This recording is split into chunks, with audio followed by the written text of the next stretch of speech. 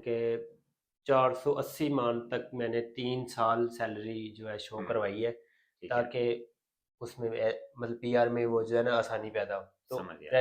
इसी तरह मैंने जब अप्लाई की थी, जब मेरे 3 साल हो गए थे शादी किए, हम्म। तो शादी करने के बाद 3 साल बाद जब मैंने अप्लाई की थी, तकरीबन 4.5 महीने के बाद मुझे उन्होंने पीआर अच्छा, दे दी चार थी। महीने बाद। साढ़े ठीक है। चार महीने के सही बाद हो ना। गया। कि इनका जो छोड़ यही है कि जो इनकी सैलरी कम आ रही थी उसको इन्होंने जो गाड़ियों के साथ काम में स्टार्ट कर दिया था साथ में, उससे कंपनसेट किया। जो उधर से इनको प्रॉफिट हो रहा था वो इन्होंने शो करवाया। और इनकी जो एवरेज थी 380 मान इनको चाहिए थी, क्योंकि ये अकेले काम करते थे, साथ में इनकी जापानीज वाइफ थी और एक बच्चा था। उसके इनको 8 लाख जापानीज येन वो भी साथ शो करवाने, तो उसमें उसको डाल के पूरा करके इन्होंने किया अप्लाई, और 4 साढ़े 4 महीने के बाद इनको वो रेजिडेंसी मिल गई ना। जी जी। कॉन्ग्रेचुलेशन। जब मैंने ये ले ली थी, फिर मैंने कंपनी में बोल दिया था कि मैंने अभी काम छोड़ देना। हाँ, फिर इन्होंने रिजाइन किया। फिर ठीक है। मैंने रिजाइन करके तो अपना full time. Proper full time गाड़ियों का काम शुरू कर दिया सही। इसके अलावा आपने क्या किया? था। इसके अलावा मैंने अमेज़न में चीज़ें सेल करने का काम भी किया है, ठीक है। और ऑलरेडी अभी भी कर रहा हूँ। ठीक है। चाइना से सामान, जो चीज़ें अलीबाबा है और एक और वेबसाइट है, वहाँ से सामान वो खरीदते हैं। होलसेल के रेट पे जापान में हम्म। ला के तो उसको आपने सारा उसकी डिस्क्रिप्शन सारी बना के, उसकी तस्वीरें लेके, तो उसको आपने इंटरनेट पे सेल करना है। हम्म। तो वो भी मैं काम कर वेरी अभी भी गुड। करता हूँ, पहले भी करता हाँ, रहा हूँ। आप सजेस्ट करेंगे जो पाकिस्तानी यंगस्टर्स हैं उनको भी इस हाँ, चीज़ को अगर आप, सीखना चाहिए, स्किल को और करना उसमें चाहिए? ये नहीं है कि आपको जापानीज आती है तो आप कर सकते हैं। कुछ बहुत सारी चीज़ें हैं कि जो आप जापानीज आपको नहीं भी आती, इंग्लिश आपको अच्छी आती है, तो आप वो भी लिख के ट्रांसलेशन वगैरह करके तो हम्म। आप उसको चीज़ों को कर सकते हैं। ठीक है। वेरी गुड हो गया। वो अगर आप डायरेक्ट अलीबाबा वगैरह से या किसी और एक और वेबसाइट है वहाँ से अगर खरीदते हैं, तो बहुत सारी चीज़ों का आपको उधर, जो चाइना में कंपनीज हैं, आपको नहीं पता कि आपके साथ फ्रॉड करती हैं, उनकी क्वालिटी क्या है चीज़ों की। तो जापान में एक इस तरह का दरमियान में एक डीलर है ना, हम्म। कंपनी है, हम्म। उसमें आपने अपना नाम रजिस्टर करवाना है, कंपनी रजिस्टर करवानी है। जब आप उसको किसी चीज़ के बारे में सोच रहे हैं कि मैंने इसके ऑर्डर देना है, हम्म। तो आप उसको बोलते हो कि ये चीज़ मैं लेना चाहता हूँ। वो आपको बताता है कि ये जो कंपनी है हमारे जो रजिस्ट्रेशन में है, वो ये कंपनी अच्छी है, आप यहाँ से चीज़ ले सकते हैं, आपको कोई मसला नहीं होगा। वो समझ उसमें लें कि उसकी थोड़ी परसेंटेज होती है, लेकिन हाँ, यह है कि आपको वो समझ मतलब गया मैं। फ्रॉड नहीं हो सकता आपके साथ वो ना। इस तरह से है कि वो कंपनी एज अ स्कैनर काम करेगी। हाँ आपसे वो थोड़े से एक्सपेंस लेगी और आपको स्कैन करके अच्छी कंपनी के साथ आपका जो होगा वो कॉन्ट्रैक्ट करवाएंगी ना। जो फेक या फ्रॉड होंगे उनसे आप ज़्यादा से ज़्यादा बच सकेंगे अगर आप उसको मिडल ले लेंगे उस जापानीज कंपनी को। जी ऐसे ही है जी ना? जी जी। ठीक है। उसमें अभी यह है कि आपने सोचेंगे किसी चीज़ में आपने 10,000 येन कमाया है, तो ठीक किसी है। चीज़ में आपने 10,000 का नुकसान कर लिया कि आपको बिल्कुल। जो चीज़ ऑर्डर की थी वो चीज़ आपको मिली नहीं, तो हम्म। उसमें आप क्लेम नहीं कर सकते उस हाँ। कंपनी, क्योंकि आपने अपनी मर्जी से ऑनलाइन चीज़ खरीदी है। हम्म। किसी भी यहाँ के पुलिस ऑफिस को या किसी भी डिपार्टमेंट को आप ये नहीं बोल सकते कि मेरे साथ इस वेबसाइट ने फ्रॉड किया है, मुझे ये चीज़ इसने नहीं सही दी ना। ठीक है। तो इसलिए ये है कि प्रॉफिट, जितनी डायरेक्ट चीज़ खरीद के उससे प्रॉफिट थोड़ी कम है, लेकिन हम्म। यह है कि आपको किसी चीज़ की परेशानी नहीं होती है ना वेरी उसमें। गुड। आप वहाँ से चीज़ लेके अमेज़न और एक और जापानीज़ वेबसाइट है मेरकरी, उस हम्म। पे आप चीज़ें सेल करते हो। हम्म। ये है कि जब तक आपने देखा होगा कि जापान में भी बहुत सारे वो होलसेल गोदाम वगैरह स्टोर बन रहे हैं। हम्म। तो वो ज़्यादातर यही चीज़ें हैं कि जब आप पहले शुरू शुरू में काम शुरू करते हैं, हम्म। तो उसमें आपने खुद सारी चीज़ें लिखनी है। हम्म। खुद सारी चीज़ें जो हैं वो आपने लिखनी है। आपकी चीज़ सेल हुई है तो वो चीज़ आपने खुद ही वो पर्सनल को शिपमेंट भी करनी है, एक एक करके। हम्म। 10 चीज़ बिके हैं तो एक दिन में आपने 10 बॉक्स बनाने हैं, उसमें चीज़ डालनी है और 10 बंदों को भेजनी है। हम्म। जब आपको पता चल जाए कि आपका एक ट्रैक बन गया है, ये हम्म। आपकी चीज़ है, ये चीज़ आपकी बिक रही है, तो वो आप ऑटोमेटिक उसको, वो एक सिस्टम है अमेज़न में, हम्म। अमेज़न के सिस्टम में, हम्म। वो अमेज़न के गोदाम है, वो आप रेंटल पे लेके आप सामान उधर डाल के, और आपका जो एक ट्रैक बन जाता है कि वो सामान ऑटोमेटिक, आपका सामान जो है सेल होना शुरू हो जाता है, आपको सिर्फ प्रॉफिट मिलती है। ठीक है। अभी आप बताएं, आप कुछ ट्रेडिंग के मतलब बता रहे थे, वो भी जी, आपने किया एक्सपीरियंस? ट्रेडिंग के मतलब भी मैंने अपना आपके साथ ही किया था, जी जी। मिलके अकाउंट बनाया था। उसमें जापान में जो जापानी कंपनीज जो है उसमें इन्वेस्ट करना, क्योंकि जापान में आप बैंक में पैसे रख के उसमें कोई भी मतलब आपको बेनिफिट नहीं होते। हम्म, हम्म, तो इससे अच्छा है कि आपके चाहे 10 मान है, 5 मान है, 1 मान भी है, तो उसमें से भी आप जो है ऐसे इन्वेस्ट करके थोड़ी बहुत आप मतलब प्रॉफिट हाँ कमा सकते हैं। बिल्कुल बिल्कुल। जो बहुत अच्छी कंपनी है जापान की, टोयोटा कंपनी है, इलेक्ट्रिसिटी में जो हम्म, तोशिबा कंपनी है, पैनासोनिक कंपनी है, बहुत सारी इस तरह की चीज़ें हैं कि जिसमें आप उनके शेयर्स बिल्कुल बिल्कुल बिल्कुल। खरीद के, तो इसकी वो तो एक बहुत डिटेल में चली जाती है हाँ चीज़। बहुत बहुत। एक दिन के लिए भी होते हैं, हाँ। एक हफ्ते के लिए भी होते हैं, और एक महीने के लिए भी होते हैं, 6 महीने के लिए भी होते हैं, कि आप वो आप पे डिपेंड करता है कि आप किस तरह की ट्रेड करना चाह रहे हैं।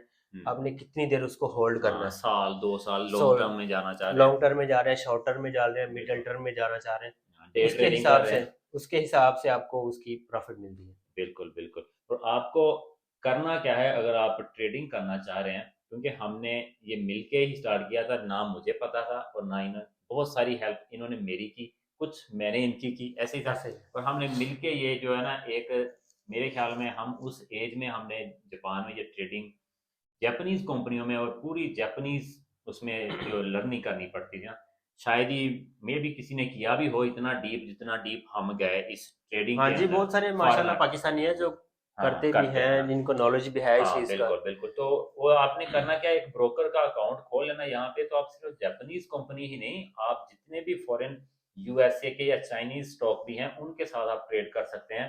जितने भी पायदार उनके, जैसे एप्पल हो गया, अमेजोन हो गया, ठीक है, इसके बाद कोस्को, बहुत सारी उनकी ऐसी कंपनियां जो कंटिन्यूसली स्लो स्टडी ग्रोथ में जा रही हैं। आप पैसा बैंक में रखने की बजाय अगर आपके पास एक्स्ट्रा पैसा है, आप अच्छी कंपनीज के शेयर लेके उनमें इन्वेस्ट कर सकते हैं और अपने पैसे को आगे से आगे ज्यादा से ज्यादा बढ़ा सकते हैं।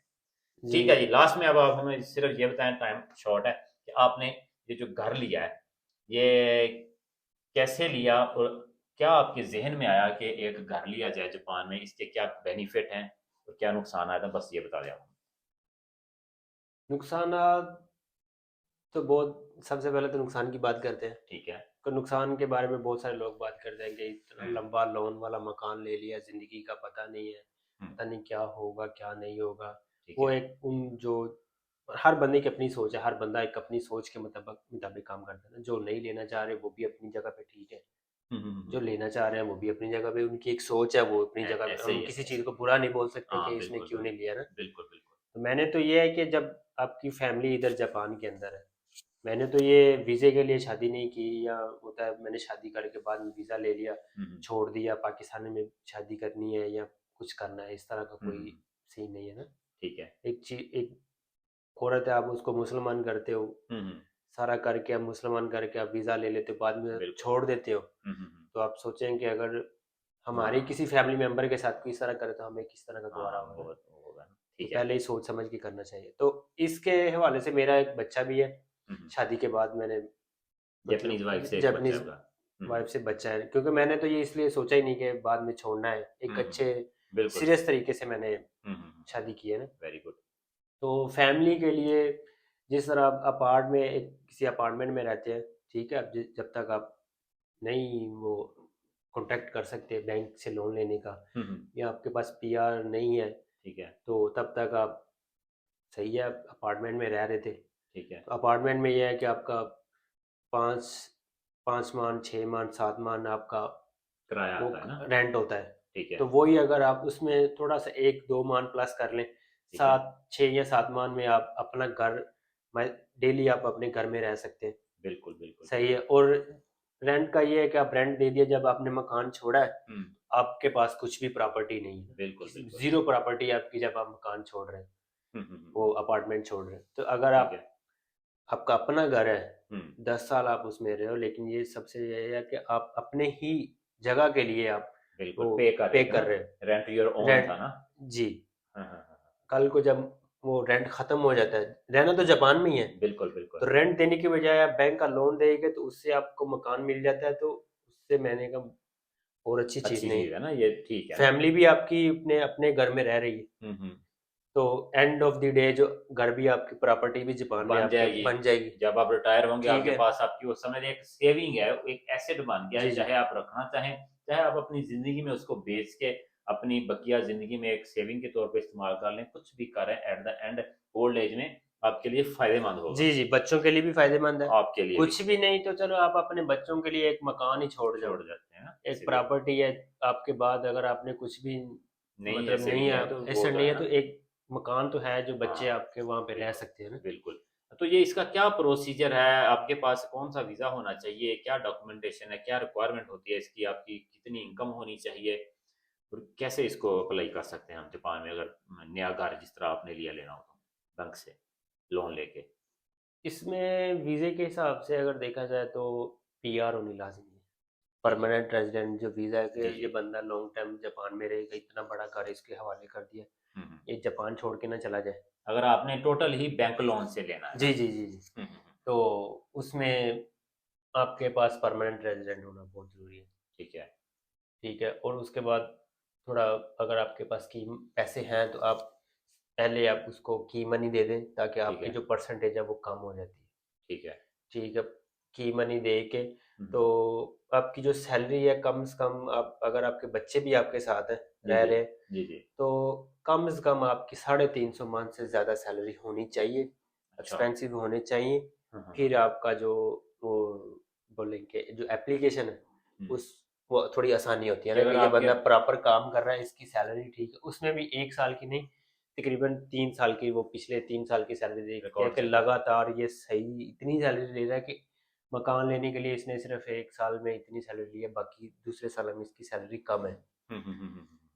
तो सही। शुरू शुरू में वीज़े के लिए भी जारी बात है वो सारा कुछ किया था, हम्म। सैलरी को मेंटेन करना, उसको प्रॉपर करना, फिर उससे अगले साल मैंने मकान ले लिया।